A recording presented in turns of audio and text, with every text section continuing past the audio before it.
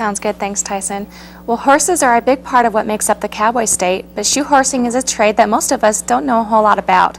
Photojournalist Robyn shows us what's involved with his cowboy career.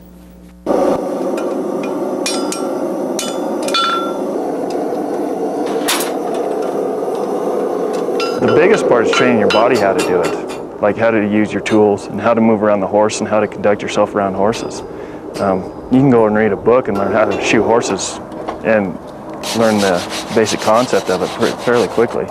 But in order to actually get under the horse and actually go to the anvil and shape a shoe and then apply it to both, it takes probably a year or two maybe to get fairly confident at it. Now with this rasp, this file is called a rasp. It has a more coarse side than a smoother side. This is to even the foot out and make it level. Take all the bumps.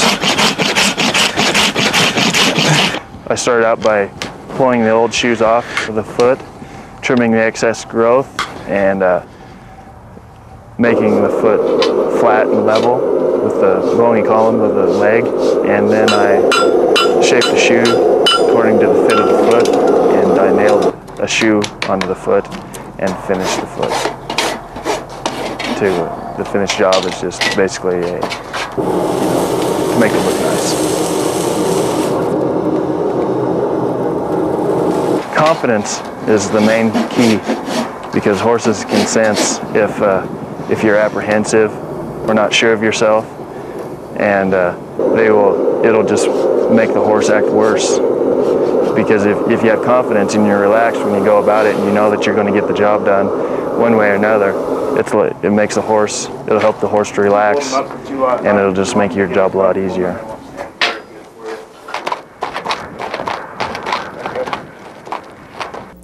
That again was photojournalist Robyn. My mother always made bread. We never had store-bought bread when we were kids. She is 87 years old and she still makes bread, except when I send bread back to Minnesota, and then she thinks my bread's okay too. But she really, we grew up with homemade bread, so I think that's where it came from. This has been in for half an hour to dry, dried out for the bread pudding. Turn on the oven, start the mixers. We have two really big mixers back there, and then just start cooking bread. Flour, yeast, water, salt, and honey. 5 ingredients. I was surprised one day a customer said to me, "When will you get some more of this bread in?" And I said, "We'll start tomorrow morning making bread fresh every day." It isn't like shirts on a shelf. It doesn't keep. So we want to be able to offer the customers a variety of breads.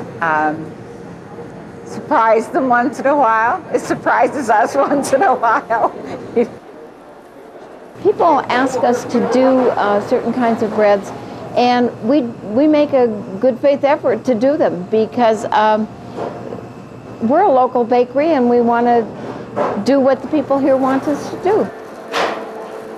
I think I want to thank the people of Cheyenne, because they have been so receptive to this bakery process. They just really have been enthusiastic about it. And people say, well, they say, I haven't been down there yet, but I've heard somebody talk about it, and it's been good. So I'm really pleased over that.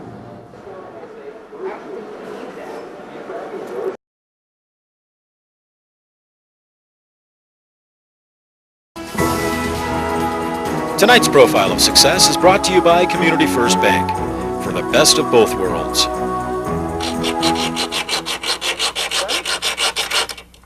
Every day I come up and do something for them, odds and ends.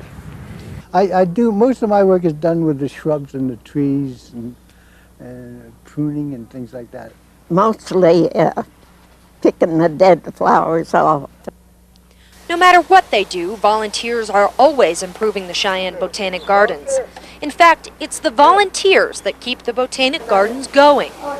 This place really wouldn't even be here if it weren't for volunteers. We probably have more volunteers per staff than any other botanic garden in the nation. this is very meaningful work. I mean, you see the fruits of your labor very quickly. Any city of Cheyenne land that has flowers on it was something that was done by our project and our volunteers. But it isn't just the plants that keep volunteers coming back. Meeting the people, enjoying their company. Everybody's so nice to us. I talk to people, and little girls come up and hug me, and it doesn't get much better than that, you know. And it's mostly because of these hard-working, personable volunteers that the Cheyenne Botanic Gardens has earned presidential awards from Reagan, Bush, and Clinton. Our volunteers are just the cream of the crop, the neatest people in Cheyenne, and Cheyenne is famous for its high level of volunteerism. But if you're walking around the gardens and you see somebody working in the gardens, tell them thanks, because this place wouldn't be here without them, and they're people you'd like to know. They're really fun, interesting people. They're just the best. If you'd like to nominate someone for Profiles of Success, contact us here at News Channel 5 at 2923 East Lincoln Way, Cheyenne, Wyoming 82001. Now's the time of year millions of students across the country return to college campuses. But the faces seen strolling across the quad have changed shape ever so slightly. We currently have about 49% of our student population male and 51% female, and that's staying pretty constant for this fall. University of Wyoming, the only four-year public school in the Cowboy State, has seen a shift in recent years.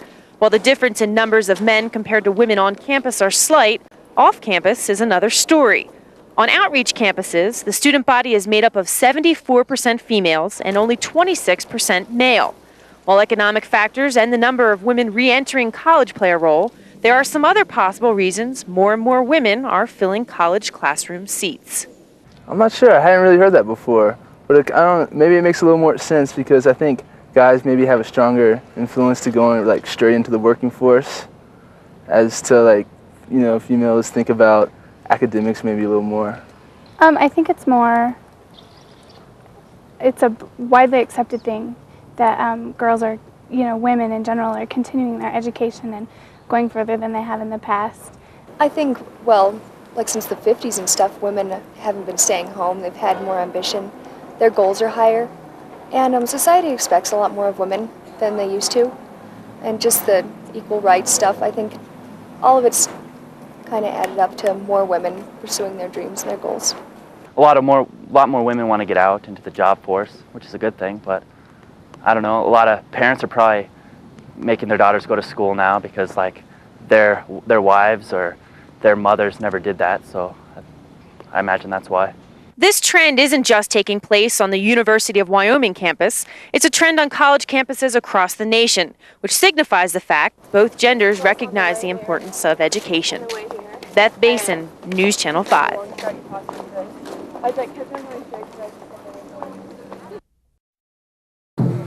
Hey, I see you up there. You took a little fall, but you did pretty good. Yes, I did. No bruises. It's really cushioned out there. No injuries. Lots of fun. And I understand some of our other co-workers got a chance to ride on a bull a couple nights ago, huh? Oh, yeah. Our sports girl, Jessica Delich, got out there with me. We had a little competition going, and I'm telling you, I don't know. For a sports girl, couldn't hang with the morning crew here. All right.